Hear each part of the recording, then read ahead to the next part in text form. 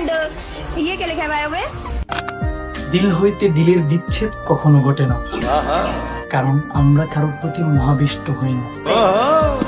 ইশক অপেক্ষায় বন্ধুদের সম্পর্ক অধিক মহিয়ান, কেননা সত্য বন্ধুত্ব কবু বেইমানি করে।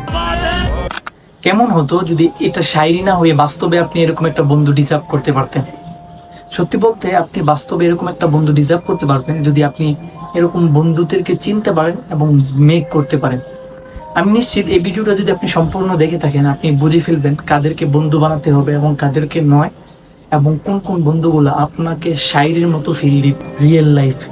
তাহলে চলুন জেনে নেওয়া যাক কিভাবে এরকম বন্ধুত্ব গড়তে পারে। আব্বু, ভালো বন্ধু কাকে বলে? বাবা কিছুক্ষণ চুপ থেকে তাকে একটা বাগানে নিয়ে গেলেন।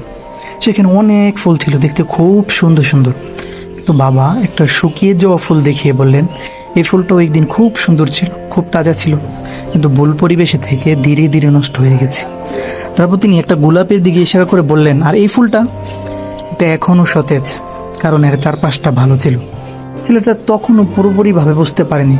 বাবা তার কাঁধে হাত রেখে বললেন, ওয়াসবির নাফসাকা মাআল্লাযীনা ইয়াদউনা রাব্বাহুম বিল গাদাতি ওয়াল আশি ইউরিদুনা ওয়াজহা। তুমি নিজেকে তাদের সঙ্গে রাখো যারা সকাল সন্ধ্যা তাদের রবকে ডাকে এবং তার সন্তুষ্টি কামনা করে। মানুষও ঠিক এমনই, তুমি যাদের সাথে চলবে ধীরে ধীরে তাদের মতোই হয়ে যায়। তাই বন্ধু এমন কাউকে বানিও যে তোমাকে আল্লাহর দিকে ডাকে, যে তোমার সামনে ভালো আর পিছনে তোমার সম্মান রাখে, যে তোমার খারাপ সময় তোমার পাশে থাকে আর ভালো সময় অহংকারী হয়ে যায় না। তারপর ধীরে ধীরে এই হাদিসটা পড়লেন, ক্বালা রাসূল সাল্লাল্লাহু আলাইহি ওয়াসাল্লাম, আল মারউ আলা দীনি খলিলিহি ফালইয়ানদুর আহাদুকুম মান ইউখালিল।